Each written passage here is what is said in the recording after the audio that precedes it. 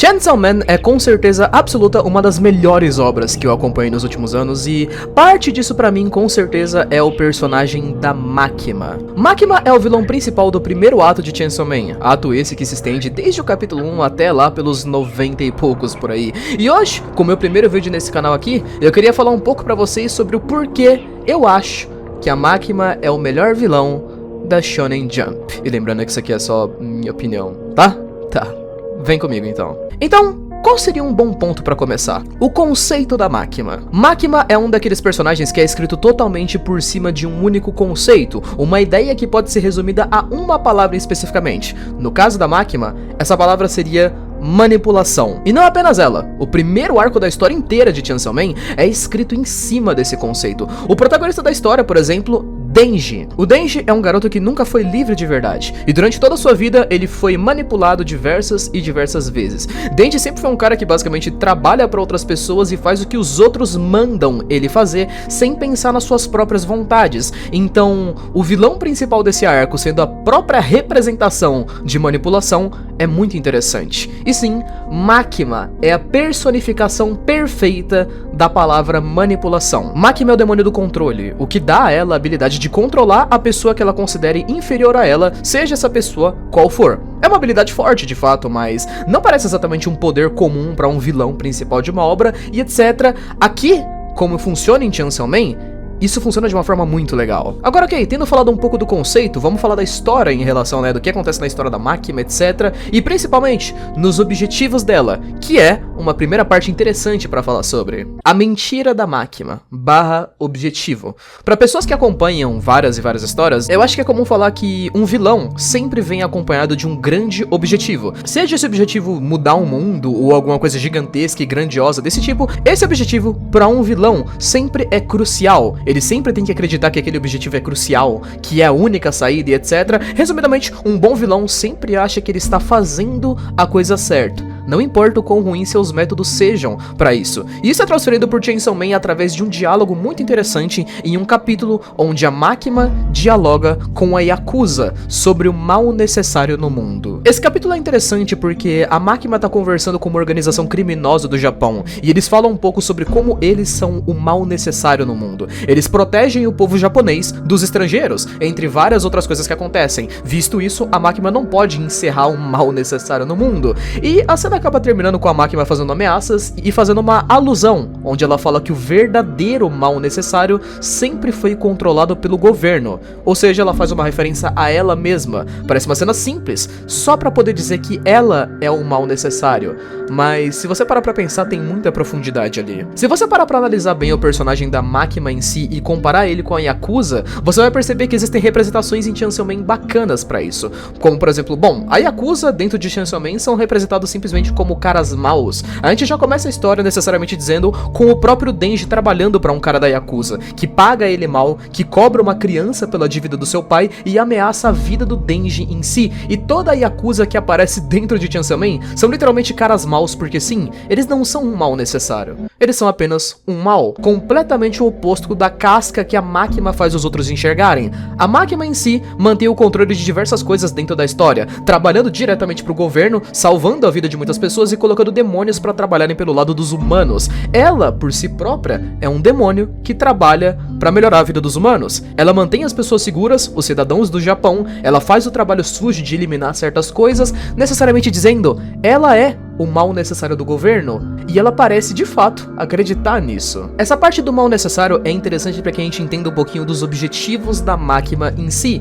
visto que, ela tem um objetivo grandioso, se a gente for pensar por dentro da história, esse que seria controlar o Chainsaw Man para apagar coisas que não são necessárias no mundo, como guerra, morte, fome, pestes e doenças, ou seja, ela basicamente deseja um mundo melhor. No entanto, para que ela faça isso, ela precisa primeiro realizar um monte de tarefas sujas e estranhas, sendo assim, ela considera que suas ações são um mal necessário.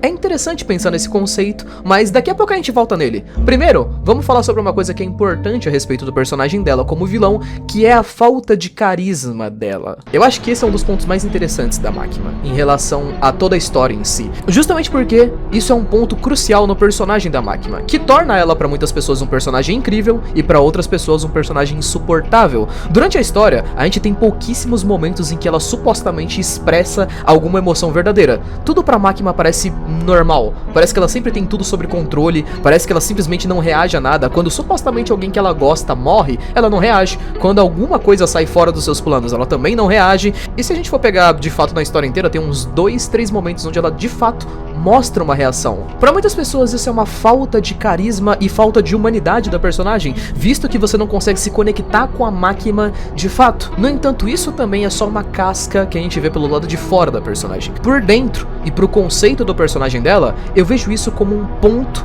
incrível. O fator aqui que vocês precisam pensar é que ela é o demônio do controle. E como vilão principal do primeiro arco, a Makima representa exatamente o lado oposto do Denji, o protagonista da história. Se você já leu ou estudou alguma coisa a respeito de roteiro, basicamente, você já deve ter ouvido na ideia de que histórias boas e interessantes sempre tem o protagonista da história sendo o completo oposto do vilão. Eles são sempre vistos como dois lados da mesma moeda, como por exemplo Harry Potter e Voldemort. Se você pegar pra analisar, eles são literalmente o mesmo cara, porém um deles escolhe ser melhor. Naruto e Pain, ou barra Nagato, também são o mesmo cara. Denji e Makima têm muitas coisas em comum entre si. A questão que a gente tem que pegar aqui, que é a coisa que mais conecta os dois, é justamente essa questão da manipulação. Makima, literalmente dizendo, é um ser que apenas manipula os outros, enquanto Denji é um ser que durante toda a sua história só foi manipulado. Eles são lados opostos da mesma moeda, porém, mesmo que eles sejam tão diferentes assim, existe algo que os liga muito bem, que é o problema de ambos não terem exatamente um coração humano. O meio da história de Chainsaw Man apresenta um conceito que é extremamente interessante pra gente, que é, bom, conforme o tempo passa, Denji começa cada vez mais a perder os seus sentimentos. Ele não consegue se sentir verdadeiramente triste quando alguém morre. Ele não consegue chorar quando alguém morre. E de fato, se vocês forem perceber, a maioria dos seus sentimentos puros são realmente forçados. A gente constantemente vê ele com raiva por coisas simples, etc., mas por lados cômicos. No entanto, toda vez que se trata de algum sentimento verdadeiro em relação a algo, o Denji parece simplesmente muito seco. Isso lembra algum outro personagem pra vocês? E a parte interessante disso é o quão bem entrelaçado é a história do Fujimoto, criador de Chainsaw Man. Porque no caso do roteiro aqui, a solução a qual o Denji encontra para poder sair do seu problema é a própria Makima em si. Como vocês podem perceber se vocês lerem a história, a única coisa que verdadeiramente motiva o Denji é o relacionamento dele com a Makima. Uma pessoa que é igual a ele, que parece entender ele e que desde o primeiro capítulo parece ler a mente dele como se fosse um livro aberto. Desde o capítulo 1, todos os objetivos do Denji são diretamente conectados à Makima. Ela dá o emprego a ele, ela coloca ele para trabalhar para ela e ela faz com que o Denji se apaixone por ela. Quantas vezes dentro da história você não vê o próprio Denji afirmar que ele vai fazer algo para poder sair em um encontro com a Makima ou alguma coisa do tipo? A maioria das ambições do Denji são todas conectadas à Makima. A razão pela qual ele sente boa parte das coisas é ela. Porém, será que a Makima se sente da mesma forma em relação ao Denji? A gente pode pensar nisso com uma cena muito interessante da história, que é quando Denji e Makima conversam sobre sonhos. É uma cena engraçada, inclusive, porque o Denji acabou de atingir um dos seus maiores objetivos, que era basicamente pegar em peitos.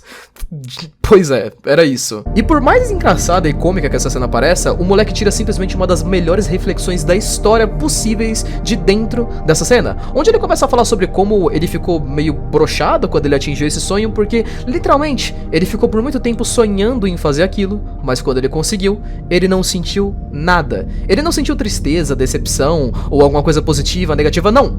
Ele não sentiu nada. E ele fala sobre como talvez ele seria muito mais feliz simplesmente caçando os próprios sonhos do que realmente os realizando e etc. E começa a sentir um vazio interminável. A Makima resolve isso, falando pra ele que coisas obscenas são mais interessantes pra fazer quando você conhece de verdade o seu parceiro. E como é meio difícil de entender o coração das pessoas, então é mais fácil que você conheça elas fisicamente primeiro. Então ela começa a provocar ele um pouco. Ela dá uma mordida no dedo dele, ela faz com que os dois comecem a se tocar um pouquinho aqui e ali, e finaliza essa cena com o Denji realizando o sonho dele. Essa cena pode parecer muito uma comédia ou simplesmente uma cena da Makima manipulando o Denji, mas ela tem um significado narrativo muito mais interessante por trás da cena. Denji, aqui, está conhecendo o corpo da Makima. Ele tá sentindo de verdade. Ele tá sentindo algo. Ele tá se apaixonando por ela. E mesmo que ele não tivesse mais essas conexões, que ele não se sentisse mais feliz ou triste em vários momentos, aqui ele tá cada vez mais e mais avançando. Porém, o mesmo também deveria ser válido pra Makima. Afinal de contas, ela tá literalmente flertando com ele. Ela tá conversando com ele. Ela tá tocando ele da mesma forma que o Denji tá tocando ela. Mas ela não sente nada. Nada nessa cena. Ela continua sem ter nenhuma única reação. E por que exatamente ela não sente nada aqui? Porque ela não pode. Nos últimos capítulos de Chainsaw Man, passando lá do capítulo 80 por aí, é interessante dizer que o Pochita chega a revelar pra gente qual que é o verdadeiro sonho da Makima, ou entre aspas, o verdadeiro objetivo dela. E esse sonho é muito interessante, visto que ele fala isso aqui entre aspas. Ela pode apenas formar relações com pessoas através do poder e medo, então ela sempre ansiou por algo como uma família. Fecha aspas. E olha pra essa frase e pensa um pouco comigo. É um conceito estranho, não? Não é que ela não goste do Denji ou das pessoas com as quais ela constantemente interage e etc. É simplesmente que ela não consegue. A razão pela qual a Makima nunca parece feliz, triste, decepcionada, ou a razão pela qual nessa cena aqui em si, ela não parece reagir de forma decente ao que o Denji faz, é simplesmente porque ela não consegue. Ela não sente nada fazendo isso. A única forma com a qual a Makima consegue interagir com pessoas, se relacionar com pessoas, é através de fazer com que essas pessoas sintam medo, ou através de controlar a vida dessas pessoas. Ou seja, ela nunca consegue se aproximar de uma pessoa de igual para igual. E o Fujimoto é um gênio quando se trata desse tipo de close, por exemplo, esse daqui em específico. É muito interessante porque quando Denji olha pra Makima olho no olho, ele ainda assim desenha a Makima levemente acima do Denji. Porque mesmo que eles estejam flertando e eles estejam literalmente na mesma situação, ela continua acima, simplesmente porque ela não consegue se colocar abaixo. Isso explica um outro ponto que é muito interessante também a respeito do personagem da Makima. Você já percebeu, por exemplo, que qualquer pessoa que a Makima acabe controlando dentro da história, essa pessoa se apaixona por ela? Isso não é feito por acaso, parece muito feito de propósito. É um lembrete desse próprio objetivo principal da Makima em si. Um lembrete de que na realidade ela não consegue experimentar o amor verdadeiro, porque ela genuinamente não consegue se relacionar com alguém sem que ela precise controlar essa pessoa.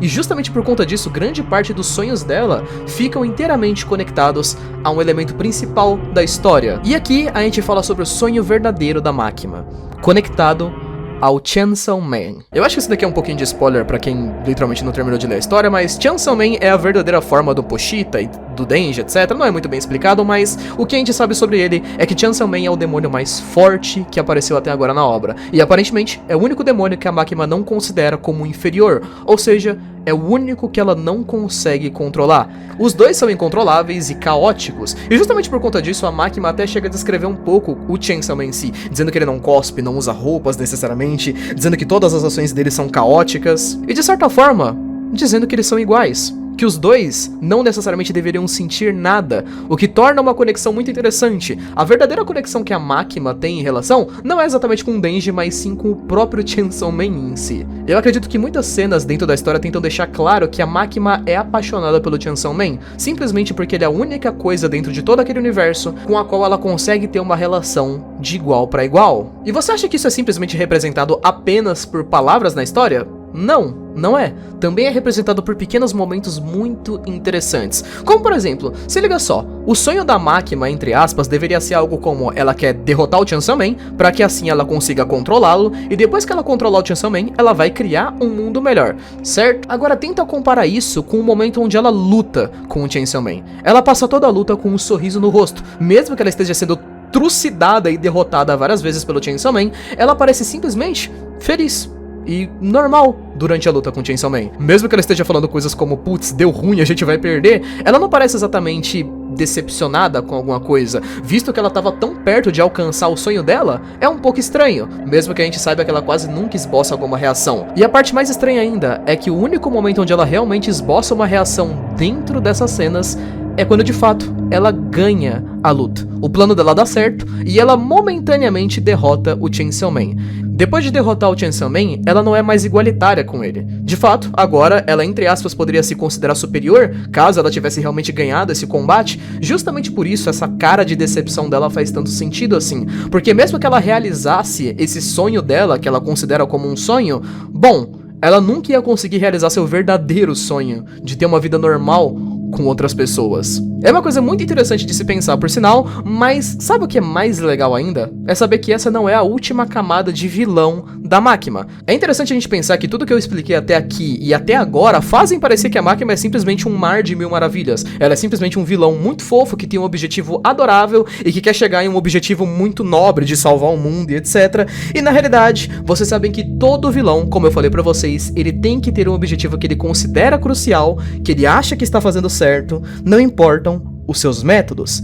E essa é a parte interessante. A Makima, na realidade, ela é tão desprezível quanto qualquer outro vilão. Uma das camadas mais interessantes e legais dela é justamente essa parte, a mentira na qual ela acredita e a verdadeira personalidade dela, que ela acaba escondendo, e ela acaba manipulando ela mesma pra achar que de fato ela é uma pessoa muito boa e que tem um objetivo incrível, mas na verdade tem coisas escondidas aqui. Vamos lá falar um pouco mais sobre esse capítulo da antagonista em si. Uma coisa interessante que eu já tinha falado pra vocês e que pode passar batido de fato é que a Makima é uma detestável maldita e ela sabe disso. Existe uma cena na história que eu acho ela muito legal, que é basicamente a morte da personagem da Rizzy, onde a Makima acaba respondendo uma pergunta muito legal em respeito da história, que é uma pergunta meio filosófica sobre o rato do campo e o rato da cidade. Essa é uma pergunta bem simples de você fazer, que é basicamente se você prefere ser o rato do campo ou o rato da cidade. O rato do campo vive mais, ele vive uma vida tranquila e etc, mas ele não é rico, ele não come uma comida boa e etc e tal, enquanto que o rato da cidade é rico, come a melhor das comidas etc, mas ele acaba morrendo jovem demais, ele vive muito pouco. O rato do campo basicamente representa uma vida pacífica, enquanto o rato da cidade representa grandes sonhos, grandes objetivos e etc. E em um certo capítulo da história, a Makima responde essa pergunta, dando uma resposta que não é nem o rato do campo ou o rato da cidade.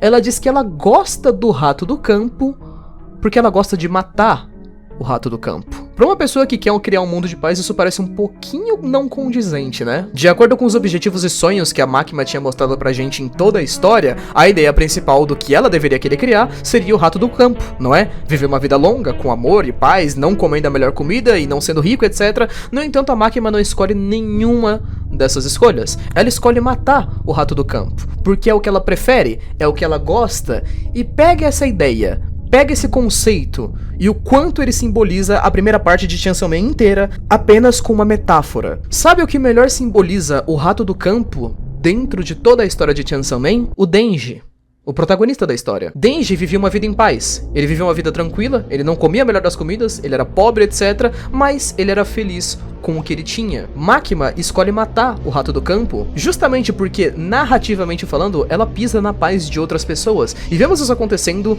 durante a história inteira. Ela mente pra um monte de pessoas, ela manipula pessoas, e por mais que ela fale como se não gostasse disso, ou que a história deixasse a transparecer que na verdade ela queria ter uma relação íntima com todas as pessoas de forma que ela não precisasse controlar todo mundo, ela gosta do que ela faz. E o Fujimoto faz isso de forma genial. Ele constrói o ódio das pessoas em cima da Makima, nos mostrando tudo da perspectiva do Denji como protagonista. Nós conhecemos o Denji como o rato do campo. Ele é pobre, ele não tem família, como eu já falei pra vocês, e pouco a pouco ela começa a transformar o Denji. Ela dá pra ele uma família, amigos, um emprego, um sonho, e faz com que o Denji se apaixone por ela, pra depois destruir tudo que ela deu pra ele, pouco a pouco. E nesse único momento da série em específico, onde ela quebra completamente a mente do Denji, onde ela mata o rato do campo, é o único momento da série que vemos ela realmente cair na risada, se divertir e se sentir realizada. Compara os dois objetivos dela. Isso daqui é a Makima quando ela realiza seu sonho, quando ela derrota Chainsaw Man e está prestes a conseguir controlá-lo para criar um mundo melhor. E isso daqui é ela quando ela destrói a vida de um garoto que simplesmente vivia uma vida em paz e queria ser feliz com pessoas. Sacou a ideia? De qualquer jeito, é isso, né? Por isso que eu acho essa personagem tão pica. Enfim, é isso. Se você gostou, se inscreve aí no canal. Deixa um like aí pra não perder mais nenhum vídeo, beleza? De vez em quando eu acho que vai sair vídeo por aqui. Até mais. Tchau, tchau.